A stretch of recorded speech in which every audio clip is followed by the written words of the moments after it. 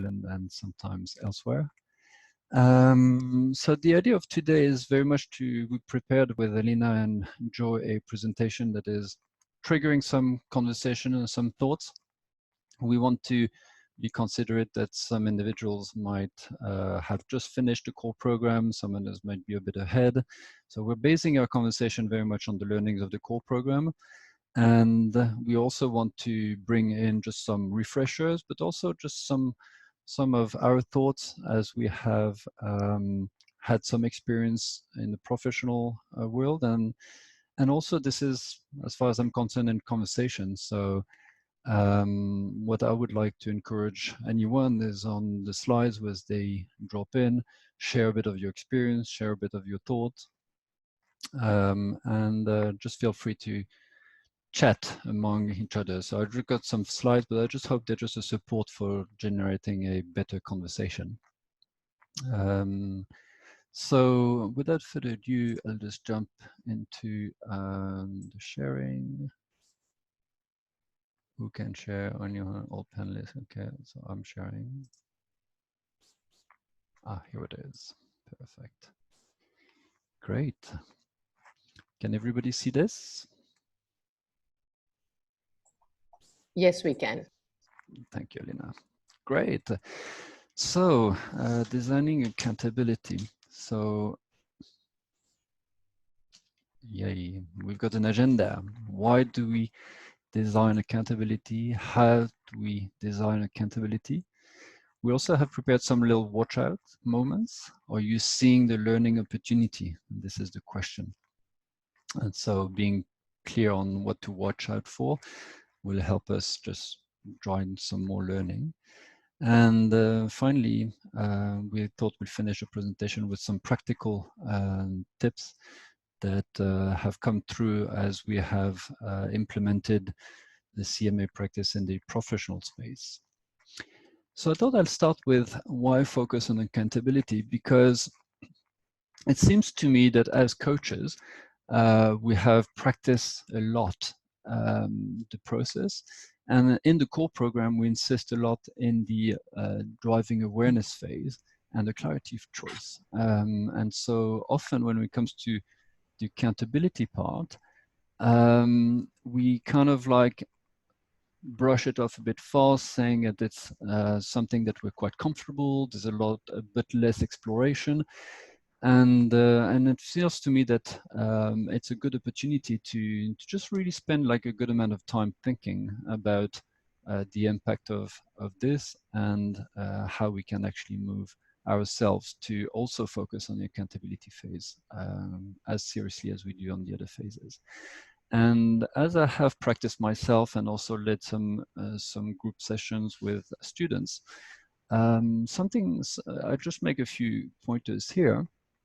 Is that number one, I find that we have a natural tendencies as coaches to really enjoy the reflective state, and we enjoy sometimes the thinking and the focusing on the process of the client, and sometimes to the detriment of something that I find really important as well, is to design the plan of action.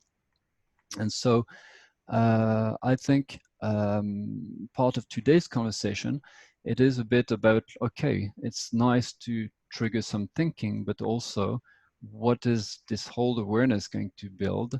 Why are we building all this awareness, and how this awareness is going to actually support our clients to deliver a plan of action. So this is one thing I'd like to have a think or chat once we finish with this slide, is like, is this something you recognized?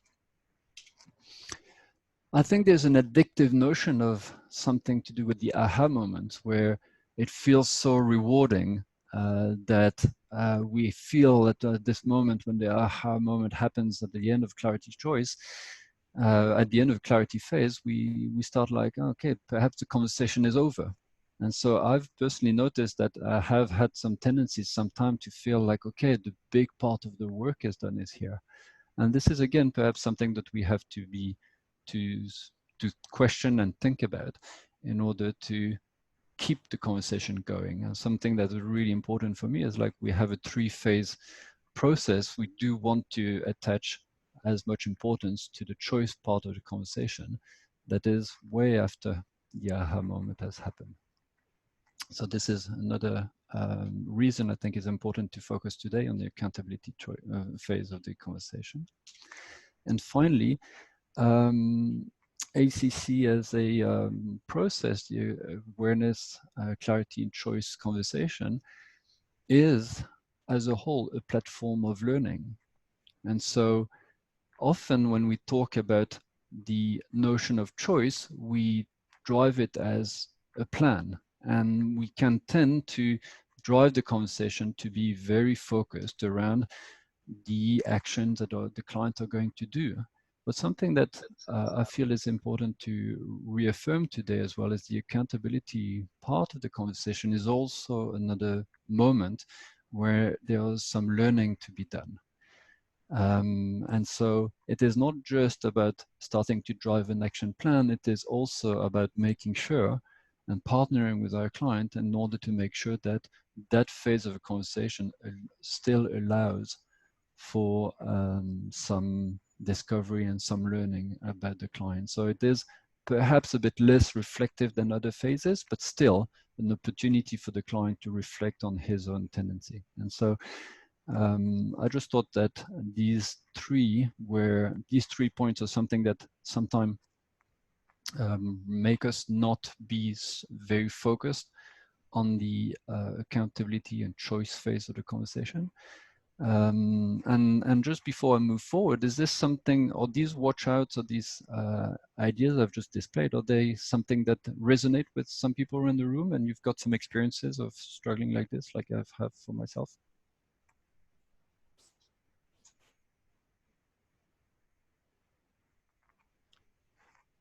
No? No one wants to speak?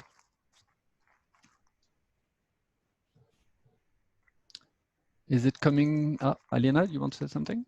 No, I just wanted to agree with you, Yann, that one does get a sense of relief when one moves into a choice conversation or talks about accountability. Students often feel these are a set of very standard questions that I need to ask, and 4, 5, and I am done when they are here in the classroom with us.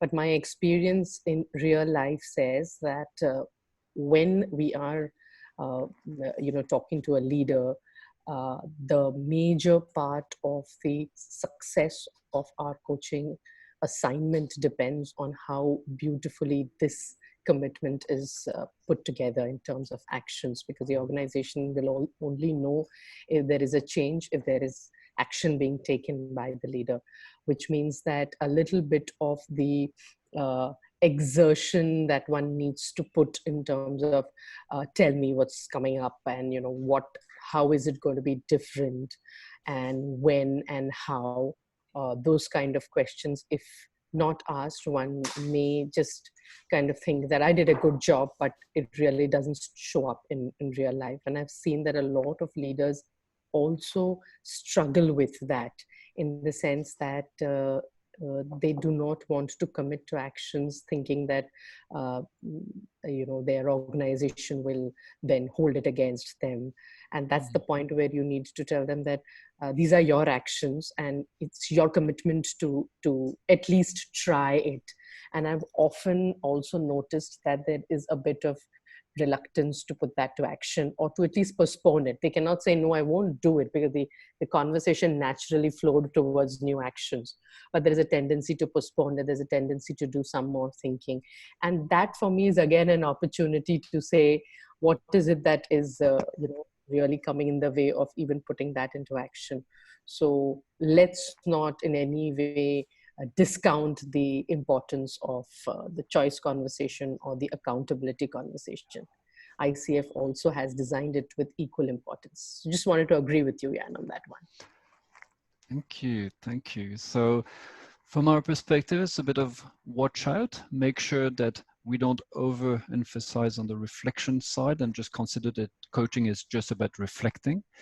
It is reflecting. It's a focused and direct conversation. It is about getting to a decision. It is also important, as we come to the aha moment, not to relax too much and to keep driving learning as we go through the next phases.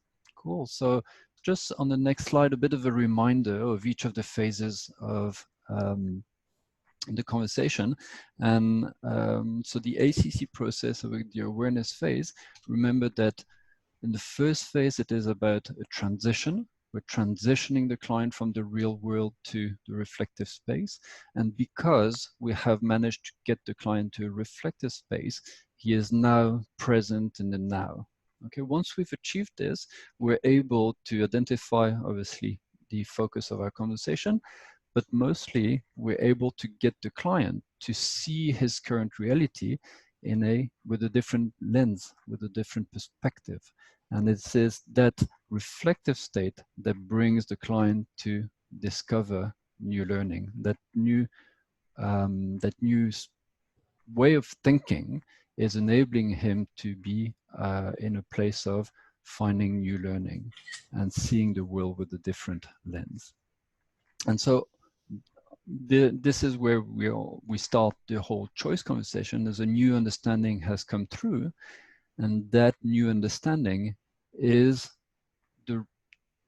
what is going to start the choice process. So in the conversation, the choice conversation, what we're really trying to do is to really make sure that the client is structured and stays true and courageous to the decision and commitment. So some new learning has come through in the clarity phase, and the choice part of the conversation is where we're going to help the client to remain true and to bring into the outside world the information, the knowledge, the new stuff that has come through this coaching conversation. And so what I think is really nice to associate this choice phase of conversation is really a transition back to the real world.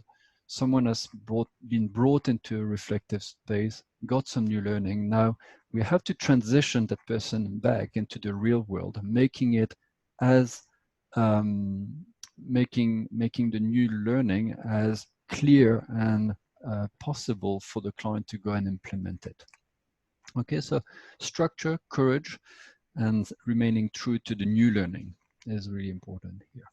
Okay. So as you all know, we've got the checkpoints, and so we know already the other parts. What we're going to mostly spend time talking about today is going to be talking about the transition from discovering the new learning into the design accountability. And I think one way of saying this is really to focusing on what we need to do as coaches is to help our client integrate the new. And when I say integrate, I mean go from the thinking into the doing and really connect the mind and the heart in order for the client to be really equipped to go back in the real world and actually action and take the steps that he has designed during this part of the conversation. Okay. Before I move too far ahead, how is that resonating for everybody around? Is there any questions? Because this is really much the core program. So is there any questions, making sure that the core program has been understood?